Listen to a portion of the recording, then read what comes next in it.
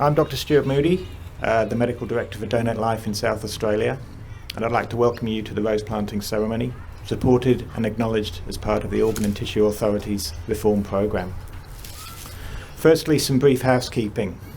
Please observe the COVID-safe precautions, which I see you all doing excellent, and if you can make sure you've checked in or signed in at the open register, that would be great. Secondly, at the end of the ceremony, there are some cards down here with some pins. And if you'd like to write a message from your loved one who can't be here, and then we'll pin that to the board over there, and then we'll take that to the Donate Life offices and send you all a photo of that.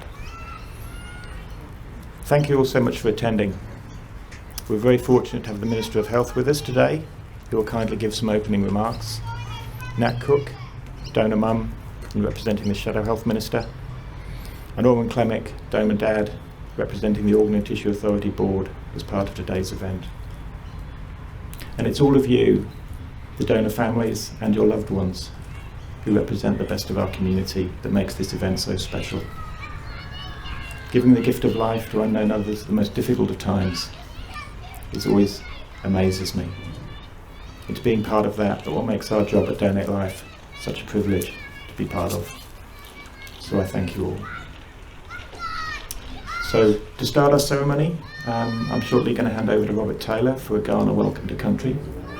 But for those of you who have been at the ceremony before, the Welcome of Country was previously delivered by Auntie Georgina, and I was informed this morning that Auntie Georgina passed away about 6 weeks ago. I really just want to acknowledge how supportive she has been of this ceremony, but also of other health matters around the state. So blessings to Auntie Georgina. Thank you. So over to Robert. Sorry about the microphone, it's a bit difficult. Thanks,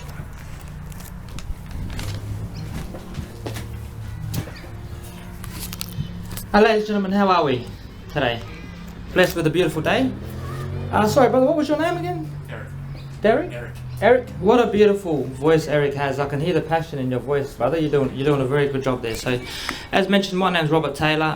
Look, it's a pleasure to be here today on behalf of the Aboriginal community, and to be able to be out here and deliver a welcome to country. But as I do that, I say Nyanki Nyamena Namani, Mani Nabuni Nyalukuyata, Tanda Ganya Gana Yata, Nyanya Robert Kari Karamil Taylor, Nyanarindiri Naranga Kumagana Miana, Mani Nyalutambidi Gana Miana, Kumanalupana Yatanga Imberendi, Tabandalubukiana, Burkana Kumagana Miani Yalara, Nayakandalya, Jungandalya, Na Chalya. Ladies and gentlemen, can I have a show of hands if you understood any of that? Yeah? Alright, what about it? Can I have a show of hands if anyone's ever seen me deliver my welcome to country before? Excellent, excellent. I don't mean to be rude, but I'm glad there was only 3 hands that came up just then. Because sometimes, you know, I do that many events, people see me doing and I like to change it up. So sometimes I like to get out, I like to play a little bit of didge, or if there's some kids around, I like to do some animal sounds and stuff like that. So I'm going to get into that in a moment. But I said, Nyanki Namena, I said Namani, which I've already said, which means, how are you? Yeah? And if you're well, in Ghana language, you reply with Marni I. Yeah? Should we try that one? Alright, Namani. Marni. I bet you 6 o'clock this morning when the alarm clock went off, you wasn't feeling like that though. Yeah? I certainly find it hard when my alarm clock goes off at 6 o'clock in the morning. So my name's Robert Taylor. I come from 3 different Aboriginal groups, the Ngarrindjeri from the Coorong, the Naranga from the Yorke Peninsula, and the Kaurna people being the traditional owners of this place here we now call Adelaide. I like to stress that one there, as my late Uncle Stephen Goldsmith, who taught me a lot of cultural stuff, used to say Adelaide. Try saying that one 10 times. Of course, it's only been called Adelaide for about 40 seconds in the course of history, but for thousands of years to Kaurna people and surrounding tribes been known as Tanda Ganya. Can you say that one? Tanda Ganya, very good. So Tanda is the big red kangaroo. The land we meet on today is the dreaming place of the big red kangaroo. It's also part of our lore, this dreaming story. And it runs from here all the way through the middle of Australia, right up to the Northern Territory. If you ask them fellas up there, they'll probably tell you that it started up there and it runs down here. Yeah? Ganya is rock. We don't particularly see many rocks around Adelaide, but there used to be a very rocky area. And especially along the River Torrens, Garawirapari, the Red Gun River, there used to be a lot of rocks. And it was in the 1800s where people would take the rocks and they'd exchange them with the missionaries to help build churches such as Trinity Church on North Terrace. So they'd exchange the rocks for rations. So you don't really see many rocks, particularly along in the CBD or along the River Torrens anymore. Having this happen actually made the river wider as well. It was sort of like a big creek, a nice big freshwater creek many years ago. So the name Ganya still stands as Tarraganya. Make sense? So there's just a little bit of history there. Just briefly before I get into my welcome. So I'd like to welcome you all on behalf of my Gunner elders and ancestors past and present. In particular, I'd like to pay my respects to Auntie Georgina Williams as well, knowing that she's been a big part of this event. It was actually with her son Carl Taufa many years ago when I was a young boy, probably about the age of 8. Her son and my uncle came out to my school. Back then it was Croydon Primary School, and they came out and started teaching us dancing, and so we started dancing with Pacha Dance Group. So there's a little connection there that I've had with Auntie Georgina throughout all these years, spending time with her and her family. I would also like to pay my respects to my late Uncle Stephen Goldsmith, who many of you may also have heard of and know, who also taught me a lot of language, a lot of culture and a lot of protocols, and same as Auntie Josie Akers. So 3 very important elders there, who I know are here with us particularly today in spirit, particularly Auntie Georgina. I know they should be here with us in spirit. Having said that, I'm going to sing a song. This is a blessing song where I call upon the good spirit of our ancestors to come here, bless this land and bless each and every one of us here today. Just a quick heads up, if you wear hearing aids, my mum always tells me off because I'm singing in the shower and stuff. Excuse me.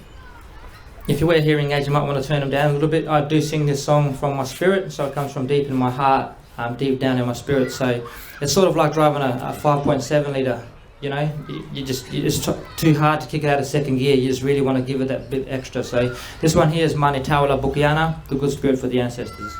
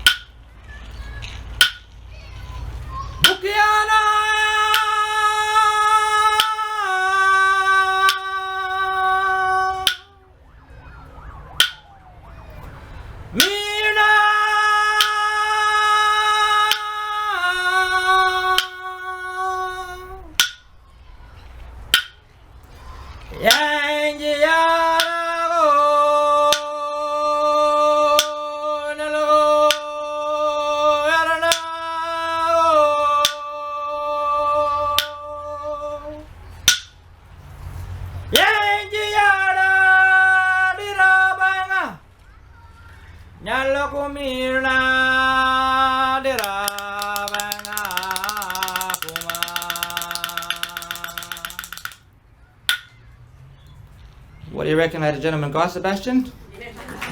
Not quite?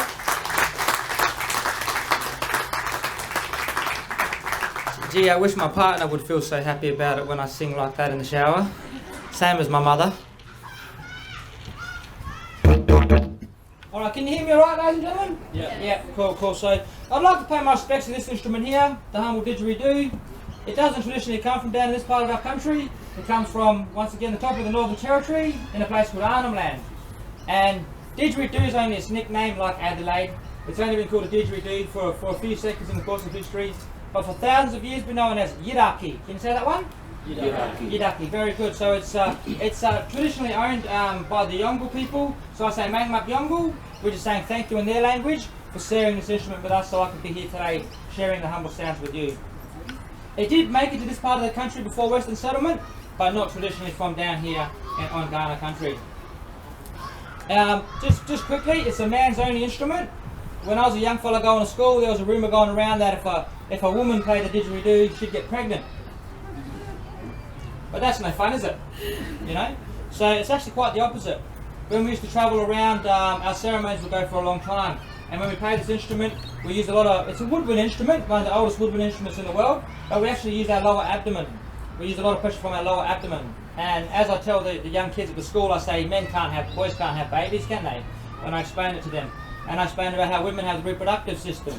So unfortunately, our ancestors through trial and error found out the hard way that it is said to make women sick and damage the reproductive system. Make sense? Pretty easy. So traditionally it's a man's own instrument. I'm going to share some sounds with you and a little bit of language, teach us a few words, bit of language. So as I mentioned, the land we meet on today is the dreaming place of the big red kangaroo. That big red kangaroo once again is Tarnda. Can we remember that one? Tarnda? So that big red kangaroo, when you hear him hopping along, when you see one hopping along through the park, might sound something like this.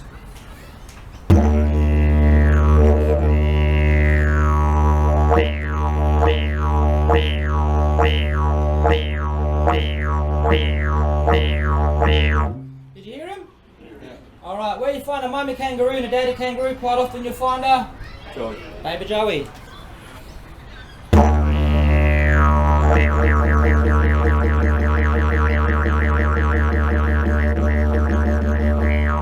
Hopping along extra fast, annoying mum and dad.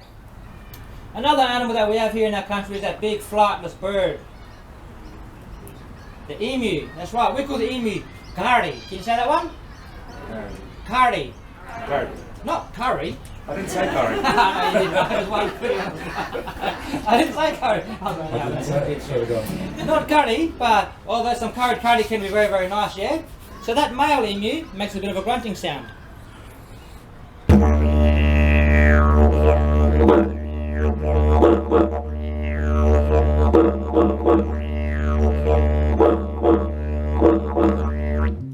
Another animal out there in the bush that likes to have a good feed of kangaroos and emus is that wild dog.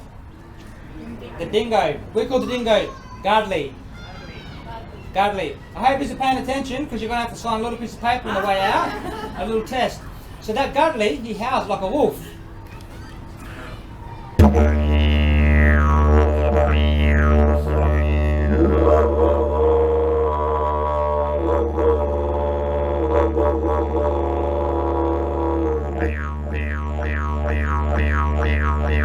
So all the kangaroos and emus will take off running, yeah? Having a good old laugh is that little bird sitting up there in the gum tree. Kookaburra. I'll give you the answer in the question, don't I? But you know how many people say koala? And I think to myself, have you ever heard a koala laugh? That kookaburra, we call him Nunguna. Can you say that one? Nunguna.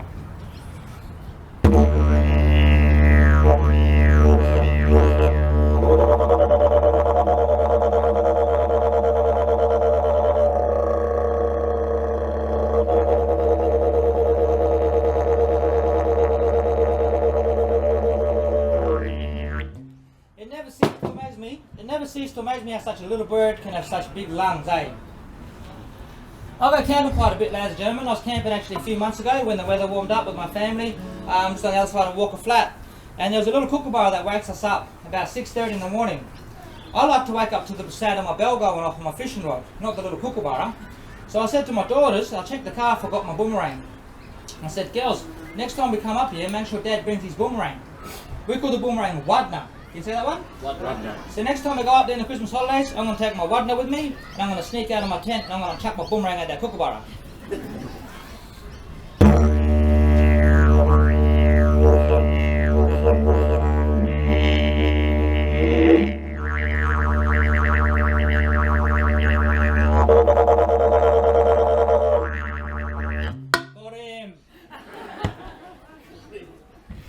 Alright, ladies and gentlemen, I would just like to make a quick apology about my casual wear today. I was actually going to come even more casualer. There's actually going to be a traditional welcome and ditch performance, but unfortunately there's no change rooms around the park.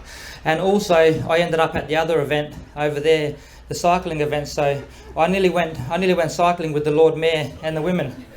So, lucky we found this place, but Northern Park is bigger than what you think. Once again though, ladies and gentlemen, it's a pleasure to be here today. I do once also like to just mention briefly that when I do my welcome to country, I don't stand at yous and do my welcome at yous, I stand alongside yous. It is 2021, yeah? Many years ago, I can understand some of the elders and how they felt with their situation when they would do their welcome or explain about country. But for me, myself personally, growing and evolving over the last 20 years in the community doing this, I've seen the change. I've seen the reconciliation. I've seen the support that the Aboriginal community gets from the wider community. And when I do my welcome, I don't stand at you, I stand alongside you, because we're all brothers and sisters, yeah? We all live here, we all call this place home. So it's very important, in the words of Auntie Josie, that we all come together, respect each other, and walk together in harmony. So I'd like to thank you very much for giving me the opportunity to come out here today and speak some language and share a little bit of our culture with you. So we don't have a term for goodbye, because goodbyes are so final, yeah? It's like we're never going to see you again. So in Kaurna language, our language, we say nakura. Can you say that one? Nakura. Nakura. And that means that we'll see you again when our paths meet. So Nachalya, thank you very much. And nakura until I see you again in the future, which I'm sure we will. Thank you. Thank you, Robert. That was awesome. You've certainly got a better singing voice than I have, so thank you very much for stepping in.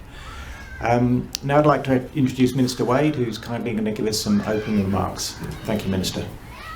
Thanks, Stuart. I'd like to acknowledge Oren Clemich, a board member of the Organ and Tissue Authority and a donor father, the Honour Nicholas Santafanti, MLC, Nat Cook, member for Hurdle Vale and a donor mother, Professor Leslie Dwyer, who's the Chief Executive Officer of the Central Adelaide Local Health Network, Dr Stuart Moody, State Medical Director, Donate Life SA, Linda Boccaro, a donor family speaker, Heather Macris, liver transplant recipients, members of donor families, transplant recipients, ladies and gentlemen.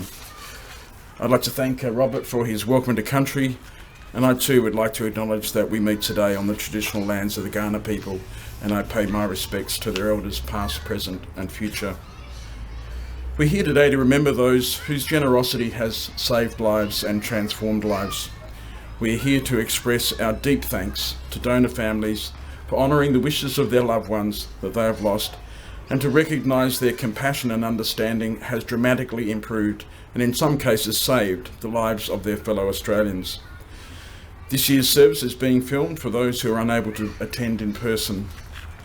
Our state can be proud of South Australia's strong support for organ and tissue donation. At 68%, we have the highest consent rates in Australia, well above the national average of 64%.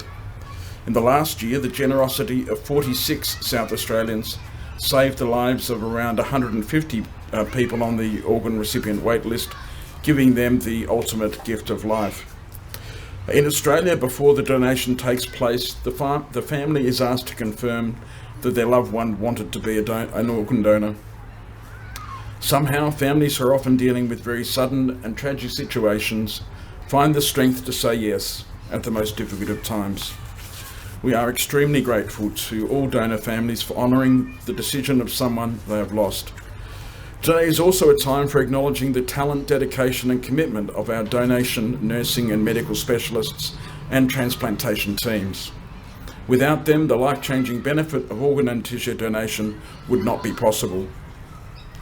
So on behalf of the Government of South Australia, on behalf of all South Australians, I want to express our deepest thanks to the donors and their families and extend our sympathies for your loss. Thank you. Thank you, Minister. Much appreciated. So now I'd like to welcome Linda to the stand. I spoke to Linda a couple of days ago, and I know this is a very emotional time for you, Linda. So you lost your husband last year, so please come up to the stand. Thank you. Good morning, everyone. Firstly, I would like to thank Donate Life for asking me to share our story. It is such an honour to be able to do this.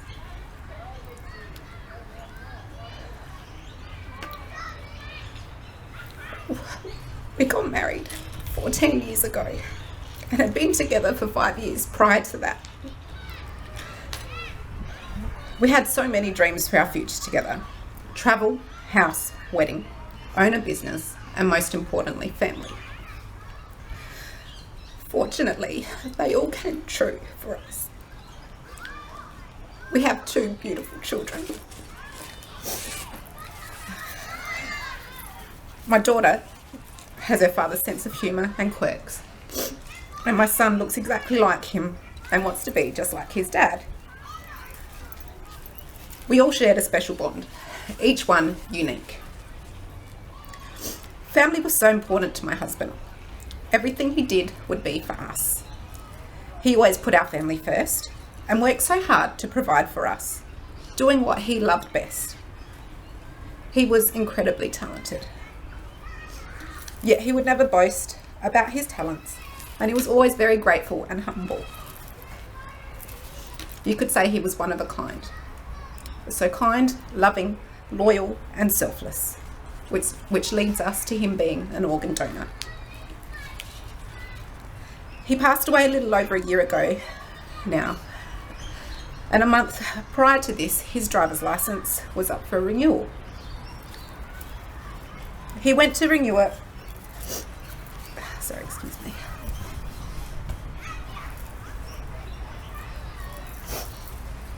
And when he came home, he said to me, "I hope you don't mind, but I've put down that I want to be an organ donor." He then said, "We have kids, and I will feel better knowing that I can help someone else's child, and that there's someone out there who will do the same if there is ever a need for my children." As I said before, selfless. What a beautiful thing to be able to do, giving life to others. Initially, there were times of hope for my husband when he was in ICU, but as one day turned into the next, that hope kept slipping away. It was like a light at the end of the tunnel, but instead of it getting closer to you, it just kept getting further away. That night when he passed, I didn't even need to wait for the doctors to ask me about organ donation, because we'd only just had this conversation and it was something he wanted to do.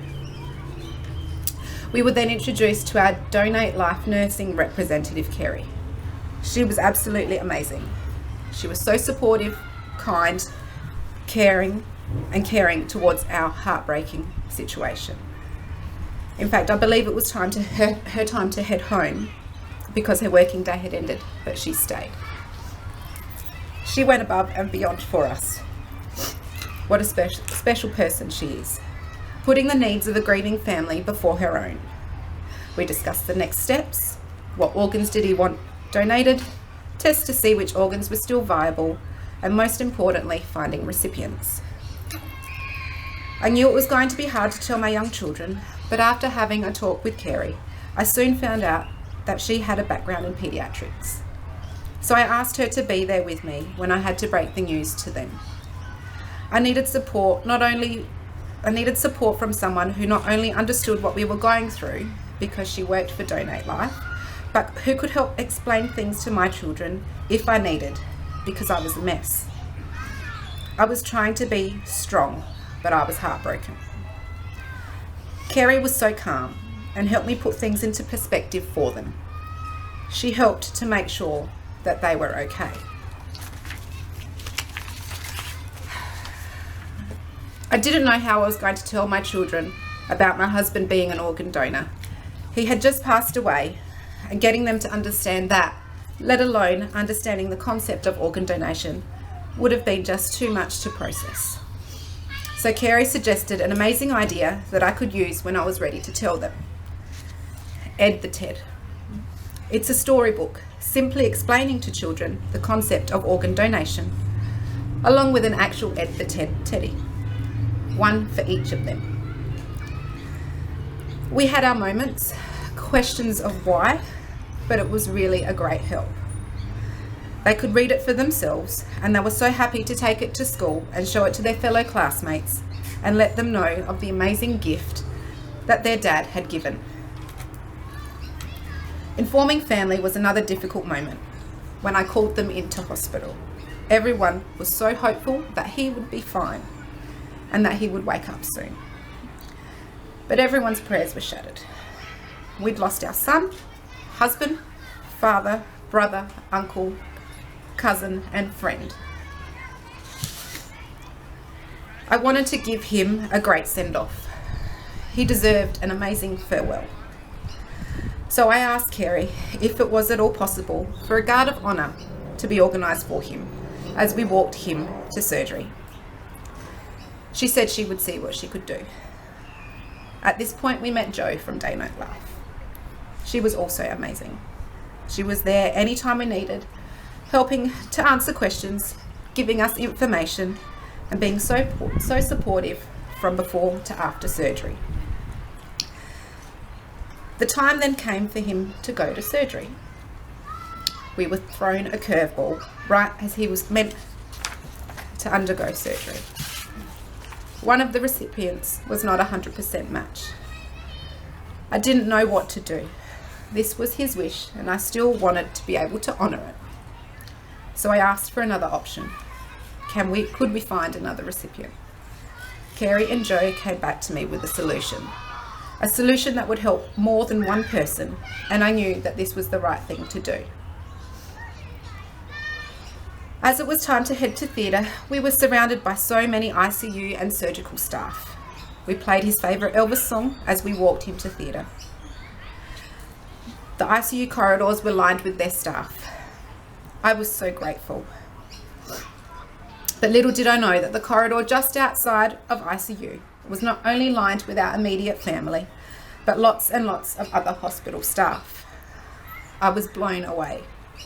As I walked him to theatre, holding his hand, all these people were standing there, honouring a man they never knew. It was absolutely beautiful. Not only was I crying for the loss of my husband, but also for the support of the people who took a few minutes out of their day to pay tribute to him and his amazing gift of life, and to support a grieving family. What a selfless and amazing gesture. It was truly the most beautiful send-off for my husband. As I think about the hospital staff and the tremendous effort that they went to try and save my husband, I say thank you. I will never forget the around-the-clock care and dedication that was given. The Donate Life team, as I mentioned before, went above and beyond. There are not enough words for me to use that will express my sincerest gratitude. I will never forget the constant support, kindness, compassion, honesty, and willingness to do whatever was in their power to be there for my grieving family. I don't know how you can stay so composed and be so strong when it's such an emotional time for others. From the bottom of my heart, thank you. It has also been so nice to receive follow-up calls from Kerry and letters from Donate Life to let me know how things have been going, knowing that all the organs have taken and the recipients are doing well has brought me happy tears. My husband was an organ donor to 5 different recipients. It makes me happy knowing that he was able to help so many people, giving the gift of life to those in need. His final selfless act. I can only begin to imagine what they must all be feeling, getting their pep back in their step. What an amazing feeling that would be. It also brings me comfort, knowing that although I cannot physically see or touch him, I know that he is still out there. Thank you. Thank you, Linda. Beautifully spoken. Your husband will be so proud. Well done. I'd just like now to take a minute's silence and pause to reflect and remember all of the donors of 2020. Thank you. Thank you all. I'd now like to welcome Heather Macris up to give us a story of the other side of the equation, which is receiving an organ. Thank you, Heather. Good morning, invited guests. Linda, thank you. It is with immense pride that I stand here before you today at the 2021 Rose Planting Ceremony as a 2019 transplant recipient. My name is Heather Macris and I'm wife to Michael and a mother of 2 beautiful children, Eleni and Peter, aged 22 and 20, and I'm a liver recipient. My health struggles began in 2001 when diagnosed with meningitis, which gave rise to an autoimmune liver disease. What followed were years of medical appointments, over 20 operations, treatment for portal hypertension, varices, sclerosis cholangitis, cirrhosis, pneumonia, combined with endless hospitalisations. I could never accurately rate pain, as I had become used to pain as the norm, and encephalopathy was another added dimension to my experiences. In 2016, I faced one of my biggest challenges in life. I fought for life with multiple organ failure that resulted from septicemia from an operation to remove a stone that was lodged in the bile duct on my liver. I had 50% survival rate, with my organs shutting down at the time. My family was told that I may not survive and to prepare for the worst. Incredibly, I survived the odds and spent months in hospital. I never shared the full extent of my 20-long-year struggle or my radical treatment of chemotherapy to strip my immune system, immunosuppressants, steroids, transfusions, monthly operations. I managed to coordinate admissions during weekends and holiday time, and I always remained positive, strong, and determined to fight it all while continuing to work full-time. However, around this time, present day 2019, it was leading up to Christmas, and I was feeling extremely ill. A scan revealed an urgency. The cirrhosis was so far progressed, and it appeared another stone had appeared. We knew it was becoming critical. At that moment, it was the first time I knew everything had now come to a head. I had slowed down, I was tired, and my body holding a significant amount of fluid. My brain had a fogginess, which was difficult to think with clarity, and a shortness of breath had set in. It was 27 December 2019, and my work community had been hit with the devastating bushfires. As I was liaising with the Education Department for support services, a no caller ID came in. Thinking it was the Education Department, however, it was what our family referred to as the call. And my goodness, would it change my life story that was being written? I never forget that exact moment. It was surreal. My first thought was,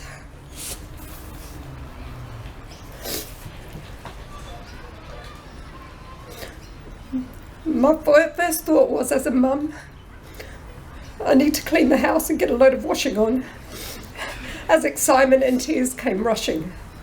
I couldn't get the words out to my children. My husband couldn't speak.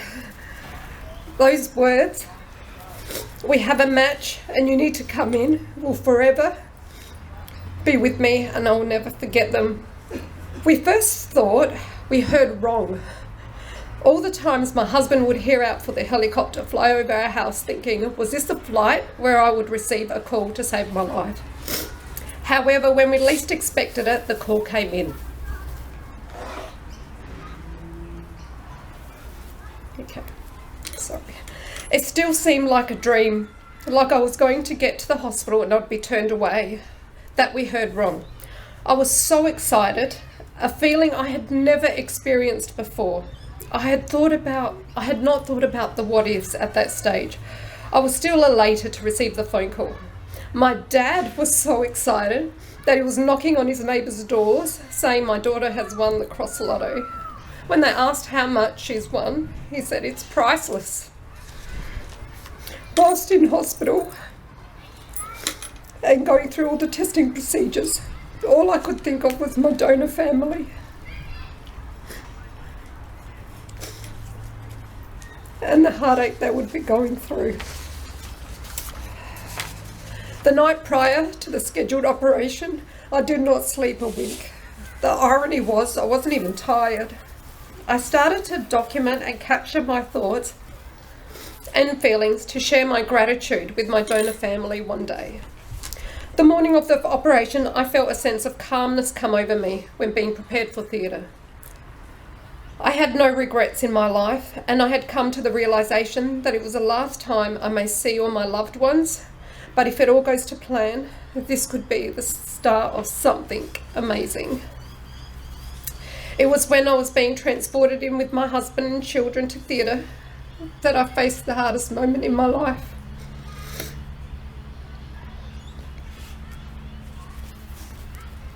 It was at those entry doors of the theatre when I knew these goodbyes could be forever.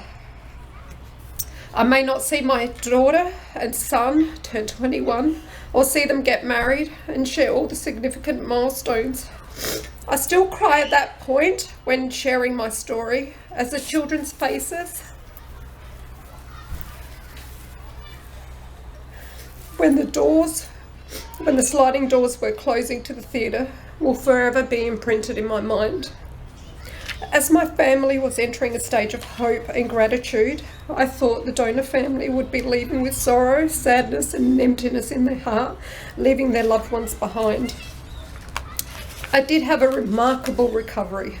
I felt like nothing could stop me.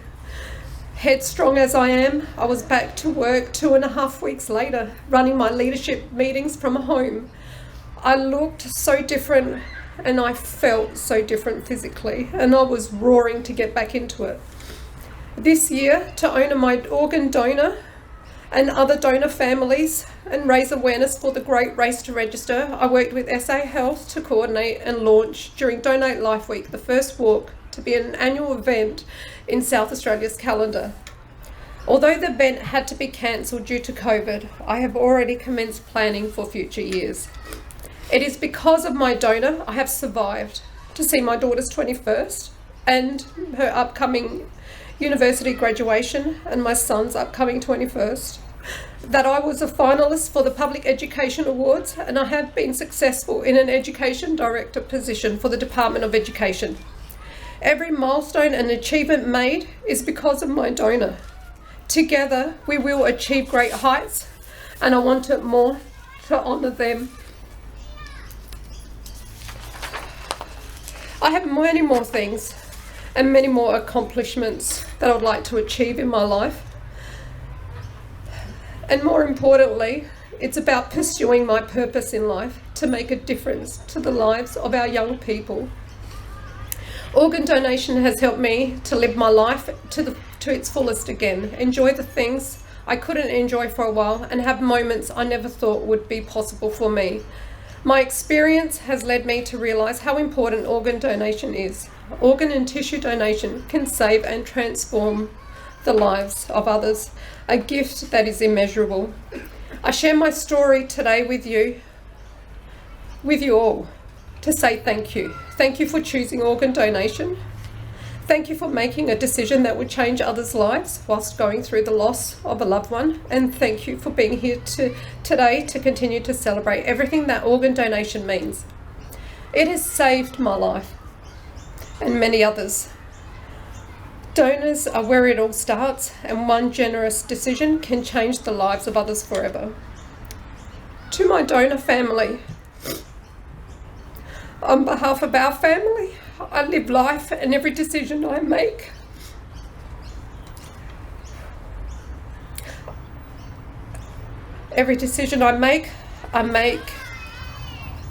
and have your loved ones in my thoughts.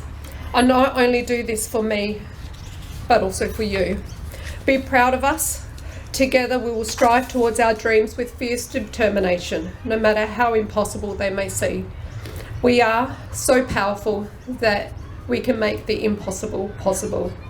To all the transplant coordinators, nurses on 5E, I would like to say a massive thank you.